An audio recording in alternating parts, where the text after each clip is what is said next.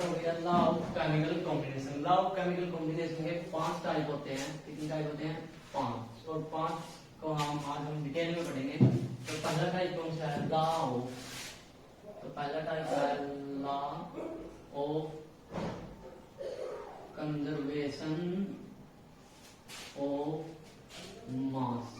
देखिए मास शब्द आ गया, जहां पर मास शब्द आ जाए लॉ ऑफ कंजर्वेशन ऑफ मास में मास शब्द आ गया तो इसका मतलब क्या है? टोटल। इस law of conservation of mass का एक लाइन में मतलब क्या है? Total mass of reactant is equal to total mass of product. Total mass of reactant is equal to total mass of product. Conclusion है law of conservation of mass का। ये दो टाइप से हो सकता है, फिजिकल से chemical. Total mass of reactant is equal to total mass of product.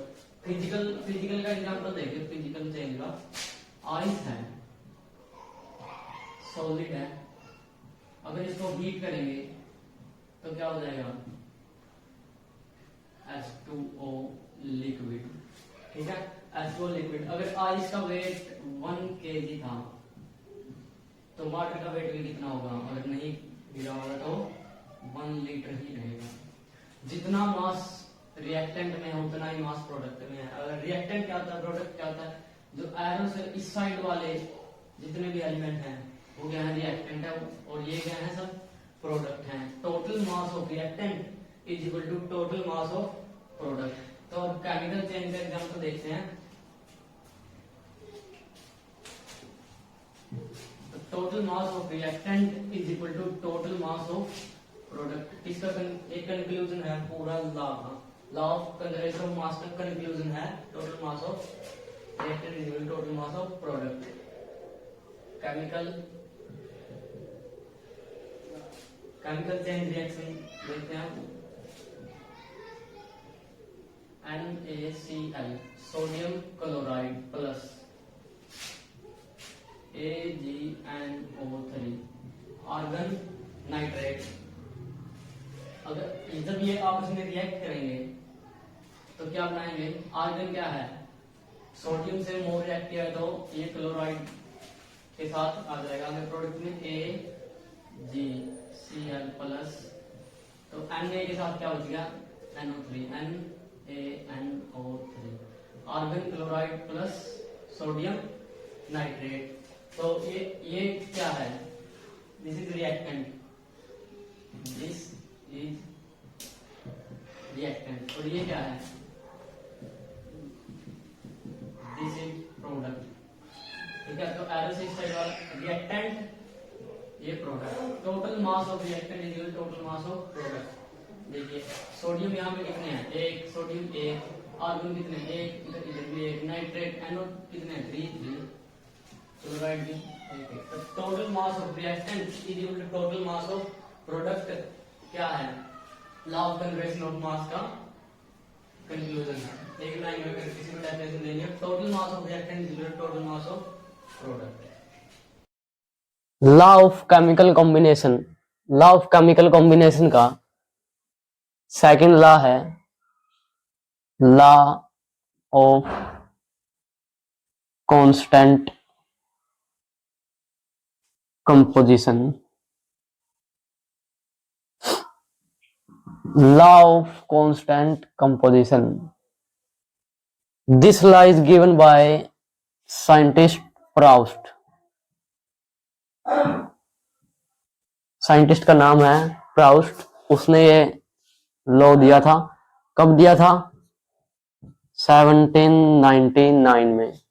1799 में प्राउस्ट के द्वारा ये लॉ दिया गया था। क्या कहता है ये? It states that a chemical compound is always found to be made of same element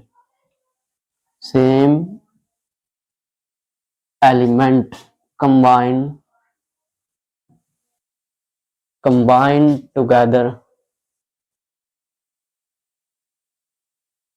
in simple whole number ratio by mass. It states that a chemical compound is always found to be made up of same element combined together in simple whole number ratio by mass. ये example देखिए, example से सही समझ में आएगा। H2O है, hydrogen कितने हैं? 2, ऑक्सीजन कितने हैं?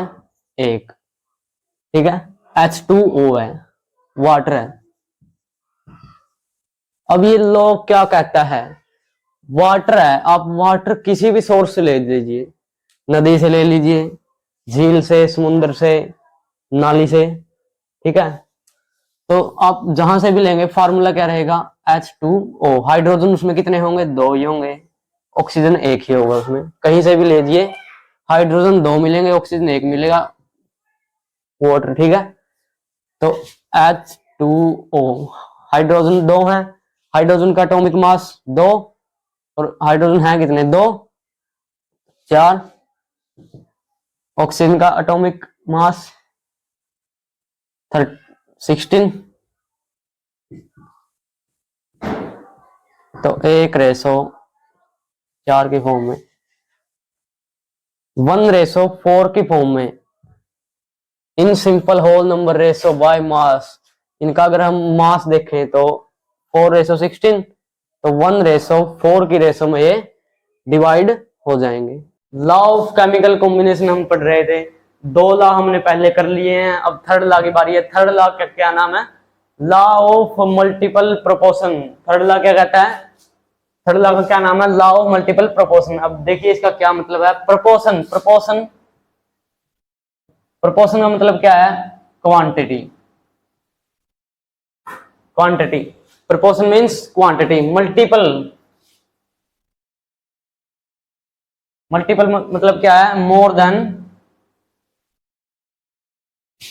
देन 1।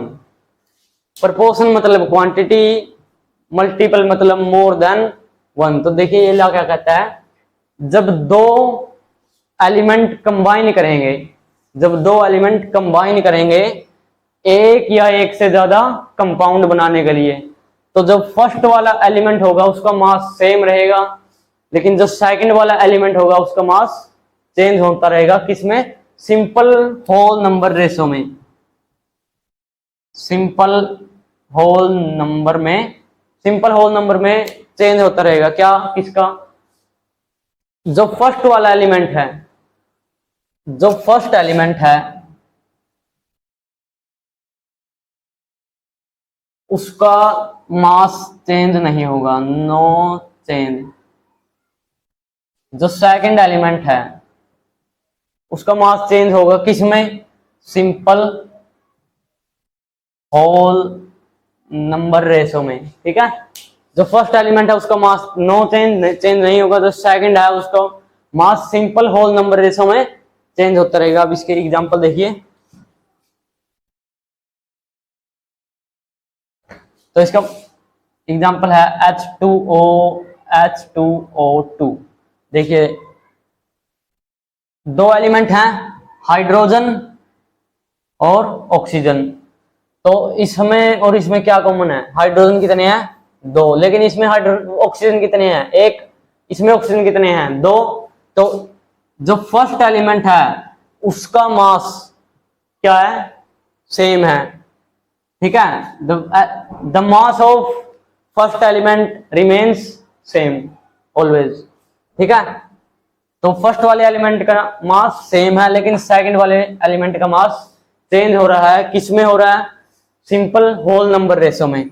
यहाँ पे ऑक्सीजन कितने हैं? 1, यहाँ पे ऑक्सीजन कितने हैं? 2। तो यही ये लॉ समझाना चाहता है। तो लॉ ऑफ केमिकल कॉम्बिनेशन पढ़ रहे थे, 3 लॉ हमने पढ़ लिए हैं। अब 4th लॉ कौन सा है? फोर्थ लॉ है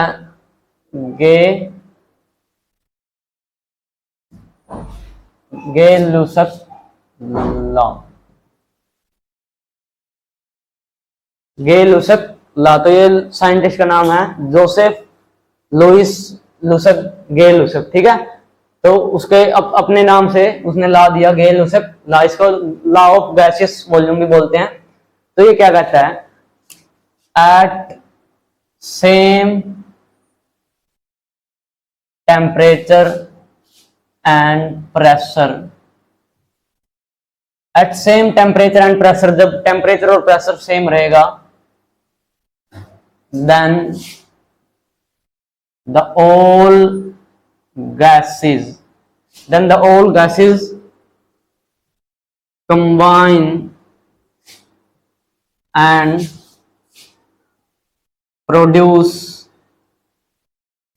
produce in simple ratio of volume. तो इसका मतलब देखिए, at same temperature and pressure the all gases combine, at same temperature and pressure the all gases combine and produce in simple ratio of volume. जब temperature और pressure same होगा, अगर कहीं पर भी टेम्परेचर और प्रेशर क्या है, सेम है, तो जब गैस रिएक्ट करेंगी तो वो सिंपल रेशो में कंबाइन करेंगी, ठीक है। जब टेम्परेचर और प्रेशर सेम होगा तो वो सिंपल रेशो में कंबाइन करेंगी। सिंपल रेशो किसका होगा, वॉल्यूम का। तो